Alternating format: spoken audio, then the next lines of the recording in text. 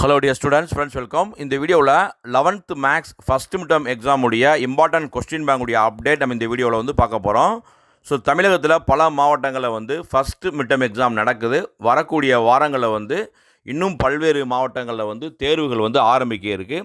So இந்த வீடியோவில் 11th maths first midterm exam first 4 சாப்டருக்கு வந்து பார்த்திங்கன்னா எக்ஸசைஸ் இம்பார்ட்டன்ட் சம்ஸும் எக்ஸாமில் வரக்கூடிய இம்பார்ட்டன்ட் சம்ஸும் உங்களுக்கு சாப்டர் வைஸாக கொடுத்துருக்கோம். 2 மார்க், 3 மார்க், 5 மார்க்.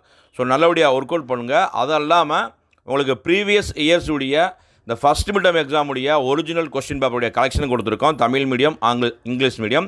ஸோ நீங்கள் அந்த கொஸ்டின் பேப்பராக ஒரு மாடலாக வச்சு இந்த 4 சாப்டர்லையுமே கொடுத்துருக்க சம்ம ஃபுல்லாக நீங்கள் ஒர்க் அவுட் பண்ணிங்கனாவே 11th மேக்ஸில் வந்து மேக்ஸிமம் வந்து ஸ்கோர் பண்ணிடுவீங்க. இந்த ஃபஸ்ட் மிட்டம் எக்ஸாமுக்கு மேக்ஸை வந்து நீங்கள் ப்ராப்பராக டெய்லி 1 ஹவர் வந்து ஒவ்வொரு சாப்டர் வைஸாக இருக்கக்கூடிய எக்ஸசைஸ் சம்ஸை ஃபுல்லாக நீங்கள் ஒர்க் அவுட் பண்ணால் தான் சக்ஸஸ் பண்ண முடியும். ஸோ நல்லபடியாக ஒர்க் அவுட் பண்ணுங்கள். உங்களுக்கு ஒவ்வொரு சாப்டர்லேயுமே பொதுத் தேர்வுக்கு வரக்கூடிய மிக முக்கியமான 2 மார்க், 3 மார்க், 5 மார்க்லாம் கொடுத்துருக்கோம். ஒவ்வொரு சம்மாக ஒர்க் அவுட் பண்ணுங்கள்.